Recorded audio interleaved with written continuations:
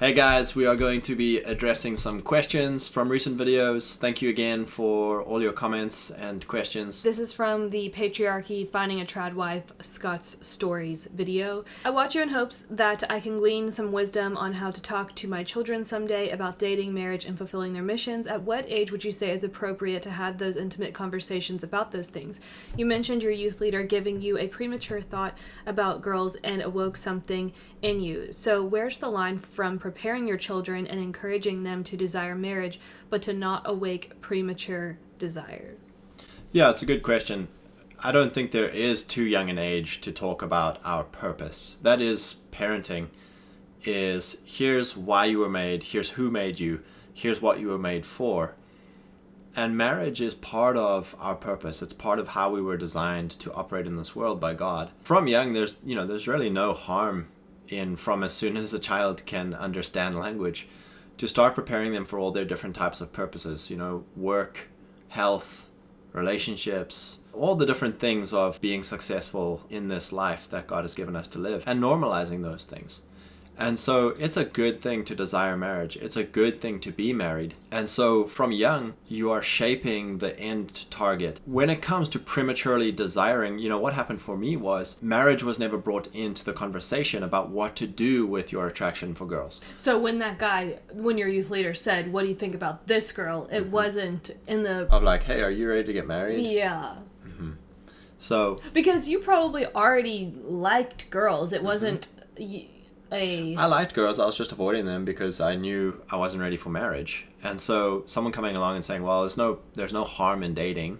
There's no harm in pursuing attraction without the end goal of marriage or without talking about marriage. No, that was something that was out of time, out of place. If your children are attracted or intrigued about the opposite sex, that's a wonderful thing to talk about and to not be awkward about or secretive about. It's a very good thing to be involved in, in the Old Testament, parents were very involved in the selection of spouses for their children. And so that's a wonderful thing to be very involved in, especially now in the breakdown of society where it is so hard for youngsters to date. It is so hard for youngsters to find spouses. We need as much parental involvement as possible in the culture right now. And that includes dating toward marriage. Yeah, and I would say you say a lot, parents being involved in this very thing is going to be the way forward for younger people getting married, like fathers looking for husbands for their daughters, and whether Probably that be through work, I was going to say church, where they work, and being very involved in that, because dating today is hard, it's awkward, especially with online dating. It has created a sense of false abundance in a way, because I feel like we talked a little bit about online dating, but the dynamics are, it's like you could get on this app and see there's an abundance of girls out there and never choose anyone. So it puts girls in a very vulnerable position. And even with the more Christian dating apps or whatever, it's still a dating app. It's not a marriage app. So the end goal is not marriage. It's, just date around, see what happens. Yeah, whereas if a parent is involved, it is serious. It adds a layer of focus and purpose to it. And that's been really important for us with deciding on where we go to churches. I mean, we aren't blessed with children yet, but that's very much in our mindset, is we want to be in a church where we like the parents, the people our age that are having children, because it would be ideal for our kids to marry their kids, or for people that you work with that are having kids, for parents to position themselves in places where that could be a potential for their children to meet people. There's a mindset shift. We have to start seeing our roles within family as a multi-generational engagement. This libertarian or this modern cultural ideal of they're their own person, they'll figure it out. No, inheritance is a very important part of God's way of doing family. There's a lot of things that are inherited. There's wealth that's inherited, there's skills and work. If you work with your father, you're inheriting the family business or the family profession or the family network. That's a wonderful thing. It's the same way with wanting your family to be multiplied and to carry on in the generations, is you're also going to want to help your children with who they marry, because you're going to be tied to that. You're going to be connected to that. You're not just, we're checking out, we're out of this. No, it's going to affect you very much for generations to come. It's affecting the destiny of your own family line for generations to come. And so it's a wonderful privilege that I think a lot more parents need to get back into that mindset of being very involved in the future generations, because that is what the culture is against. The culture is against family. The culture is against the biblical notion of what it looks like to be a multi-generational legacy family, because that is the picture of God in creation. So as awkward as it is, it's very important for parents to be involved in this process, to talk about it naturally with their children, because it is natural. It's a natural design to be attracted to the opposite sex. It's a natural design to want to be married, to want to pair bond, to want to have children, to want to nurture those children and bring them up. And so praise God, get in and encourage that and be a part of that for the next generation. And would you also say that is a benefit of, if you're going to use social media and networking in that way of, I mean, we've met people across different states that we would have never met had it not been for YouTube or social media, and we've met them in real life and have become friends with them. Then it's, you guys have great children, we like how you parent, this is again a possibility. And it's not weird. That should be the normal way of thinking, is we want to expand our network in such a way that our children have options. Yeah, that we approve of and that we like, and praise God. And would you say that that is how it used to be? I don't think it needed to be like that in the past, because it was a more homogenous culture. It was more local, or at least, everyone had a very similar culture in the past, whereas now with mass media and globalism, the cultural breakdown and the breaking down of tradition, you do have to find your tribe. You do have to be very intentional with making sure that your children meet your own people again.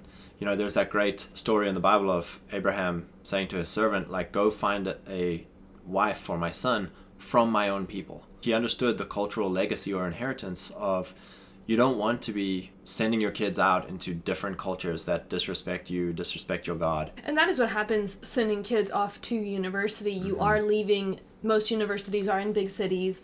So if you are from, I was from a rural town, you leave your rural area to go to another place. And then that is also then how so many people, I would say now more than ever, are so transient with moving around for jobs and universities and all of that stuff, whereas it used to be everything was so local. You met your spouse in your little town, you got married there, you had kids there, your kids married your friends' kids. Hallmark. God bless. Well, Hallmark isn't. Hallmark awesome. is trash. The next part of this question is, you mentioned men waiting till they are established to pursue marriage, which I totally agree, but what should the young ladies be doing if they have to wait around for men to be established? It seems reasonable for them to go to school and pursue their passions in the meantime, right? Yeah, it's another good question because of where our culture has us with our worldview right now. Our worldview right now is that an 18-year-old should marry an 18-year-old, or a 25-year-old should marry a 25-year-old. To the point where if you hear a 4-year age difference or more, it's Shocking. Creepy, or the guy is you know what I mean? Yeah. It's well, that's what the culture's trying to, and that's a result of this feminized academic corporate conveyor belt for ladies. Is, if you get girls who are 35 years old and not married, they want the 35-year-old men to marry them. But if a 35-year-old guy is really well established, he's wealthy, his market value is very high, he can have his pick of any girls he wants. And so he would probably pick a younger lady, and that makes these older ladies very bitter toward both the younger ladies, so they want the younger ladies to be trapped in the same conveyor belt as them. You're not going to get older ladies coming back to teach the younger ladies, hey, don't go into debt that I went into. Don't pursue the corporate dream. It's actually a nightmare. You should rather, while you're young, trade in your beauty, trade in your youth, and find a husband, have a family. That is what's meaningful. That's what I've missed out on. You don't find that at all because it's a sunken cost, and so they want young ladies to go down the same road as them so that they're not the only ones left out. And that's the same with this age gap thing.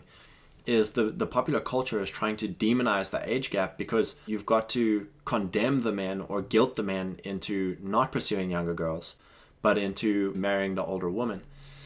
And so what we would recommend for younger girls, if you're ready to get married, is avoid boys. Don't be looking at the boys that are your age who are not ready to get married. You should be, again, with your family's help, with your church's help, you should be looking for men, maybe 5 years older than you, who are in that next phase of life, ready to get married. you should be very diligent in looking at that age bracket. And I would say that for the 35-year-old girls as well, you shouldn't be looking for 35-year-old men. You should be looking for 45-year-old men, because we want to maximize the success of your trade. You know, and a lot of people will be angry at this or think it's disrespectful or it's dirty or crude. But there is a trade that happens. A trade between the masculine and feminine dynamic is women want successful men and men want beautiful women. And so you have to figure out, who am I to that person? That's an equivalent trade. And so for a 35-year-old lady, you want to be looking at a 45-year-old man, because that will be a far better success for you, far better odds for you. And so it's the same with an 18-year-old girl. Rather than going into college and getting in debt and getting sucked into the corporate conveyor belt, you know, again, with your family and your church's help, look for 23, 24-year-old guys who are finished college, they've got a job, they are ready to get married. What a great dynamic there. And setup. Like, you're going right into his lifestyle. You get to help him with his mission because he's now on mission, and you can then start having children. It's putting you in a place to do what you were made to do. Yeah. And then just to address this part of pursuing their passions, just because she's married to me and is not in college doesn't mean that Kelly can't pursue her passions. I mean, you are passionate about a lot of things, and you pursue a lot of things in your own time, at your own choice. You know, you can pursue tons of different passions. It's a lot cheaper to figure out what your passions are when you're not paying for some places hundreds of thousands, but thousands of dollars at university to figure out what your passions are. It would be better to not go to university and figure out your passions based off of trial and error of courses, library books, all of those type of things. Or turn your passion on its head by being shackled into it with a lot of debt, and now your passion becomes a nightmare because you have to do that in order to keep your head above water financially. There's a great business principle for people who are starting businesses is bootstrap everything. Don't go and buy the new equipment and the new thing and go into all this big debt to start something off, because you don't know if it's going to work or not. Borrow, beg, bootstrap, secondhand everything, and then if it works, then you've got proof of concept. It's going well, you like what you're doing, now you can go and buy the new machine or the new equipment if you need it. That should be the same for your passions. Oh, I'm passionate about whatever. Well, are you going to go $100,000 into debt for it? Or are you going to bootstrap it and go see if you can actually do it and like it? And is there someone else you can piggyback off of? And have you tried every avenue on your own to go and do the thing without having to go $100,000 into shiny debt because you want accreditation for it? And there are skills for girls that you can go to trade schools for that is not university. So my hairdresser was talking to me about how all the girls that she went to college, or she went to high school with, went off to college, and she knew she wasn't going to do well in college, so she started doing cosmetology classes while she was still in high school. And by the time she was 19, she was fully certified to be a hairdresser, and now she makes great money from being a hairdresser. And what's great about that is that translates super easy into motherhood, because then you can cut your husband's hair, you can cut your children's hair, you can run a business out of your home. I was just gonna say, I had a friend when I was little whose mom was a hairdresser, and she did all of her friends' hair out of their house, and we paid her to do our hair. So there's ways that you can then still use that skill to make money, if that's what you desire, right from within your home. Or massage school, that is something you don't have to go to university for. You go and you take classes, and it is an investment, but can you use that for the benefit of your household? And how cool is that? Then you can give your husband's true massages based off of how it's supposed to be done. You can help your children with fascia stuff, tongue ties, all of the stuff that involves in the movement of the body. How neat is that? I think it's a very strange thing that university is been so manipulated to be the only ways for girls to pursue being educated. There are so many ways to pursue education, and what better education than hands-on experience? So finding a family friend who has a business and asking if you can be the secretary of the business. You know how hard it is to make phone calls, to answer phone calls? When I was in college, I hated talking on the phone. what a great skill to learn at 18 years old, working for a family business in a safe place where you know the people running it, you're not going to be abused, you're going to be protected, and you can practice skills of administration and then get paid for those things. Yeah. We appreciate Lori Alexander with her work on femininity. She recently had a post where she said girls should go and be a nanny because something to the effect of not going into the feminist thing of academia and workforce, but then you should go be a nanny to pick up skills if you're single. And we disagreed with that because, number one, you're putting yourself into the place of working for a feminist career academic person. And you were a nanny for quite a few years, and you know your experience of it. Well, in high school I babysat, and then when I graduated high school, I always called myself a babysitter. But looking back at those experiences, I didn't realize how much of those experiences shaped my views on becoming a mother. And because I did not enjoy my time babysitting. Your time is consumed with keeping these children alive. And if they are pastors' children, I'm not going to say that. And if I would say that. And I babysat some pastors' children, I babysat all Christian families. And their children, a lot of the times, were tyrants. And it was so stressful, and know the parents. Mm-hmm. So the children end up being your boss because if they say that you abuse them or that you're nasty or whatever. Yeah, you don't want to discipline the kids, and then the parents come home and the kids tell their parents that you were mean and you did this and you did that. So you're trying to discipline them in a way that you're still like friends with them. But it just becomes appeasement. Oh, it's terrible. Like even talking about it makes that like pit up when you're counting down. I don't know how many times. I mean, every time I babysat, it was like, look at my phone. How much time do I have left? Even after the kids were asleep, I remember thinking, I don't want to be here. I don't like this. And if this is what parenthood is, do I want to be a mom? Like, I hate this. I don't even like... Because you're seeing the feminist marriage or motherhood. And it's not your children. So... no, you're not going to love these kids like your own because you're with them for just a few hours. And you're not going to pick up skills because you're appeasing, you're not disciplining. Yes. So we suggest to young girls, do not babysit. Do not be a nanny. Go work for a family business and pick up skills of how would you be very valuable to your husband in the future. Your mothering skills will be just fine without having to nanny some feminists' children who you can't even discipline. It's like saying...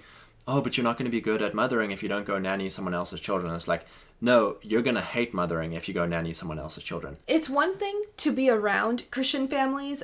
I love being around the families of our church and seeing how they parent. I feel like that has been way better of a vision for me with being a mom, is actually being around mothers with their children who like their children.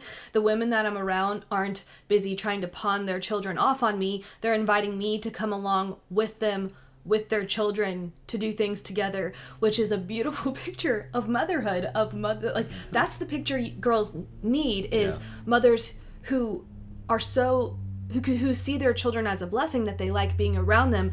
Come and join me as I'm mothering my child, not you go watch my children so I can get away from them. Well, I would even say it's like, let's be friends and do stuff, and my children happen to come along to everything. Yeah, it's so nice. And the other thing I want to say with why we don't recommend nannying, and because I think that's what Lori was pointing at with her post of that, let that be your job. If you're nannying, you're not out meeting people.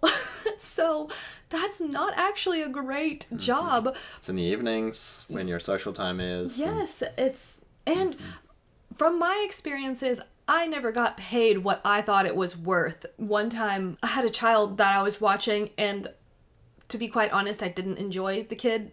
So when the parents were like, so at the end of the night, they didn't ask me before they left. They asked me when they got back how much I wanted to be paid, and I said $30 an hour. And their jaws hit the floor, and they said, well, sorry, we can't give you that, and we probably won't be asking you to babysit again. It was super awkward, but I went home because we were just newly married, and it was a friend of a friend. So we actually didn't know this family. It was a friend that we did know really well. It was people who went to church with them. And so we would never see them again. But I remember thinking, I'm really glad that I gave that high of a price, because I didn't enjoy watching your child to begin with. And for this to be worth my time, I'm going to pay $30 an hour. And then at the same time, how much do you like your child that you are wanting a cheap babysitter? You know what I mean? Like, childcare is expensive because you do want your children to be alive. This is a whole nother rabbit trail. All of that to... Yeah. So that question, where it seems reasonable for them to go to school, pursue their passions in the meantime. I think the biggest, your passion is you want to get married and have a wonderful time as a helpmeet to a husband that you respect. Build a household together. Praise God.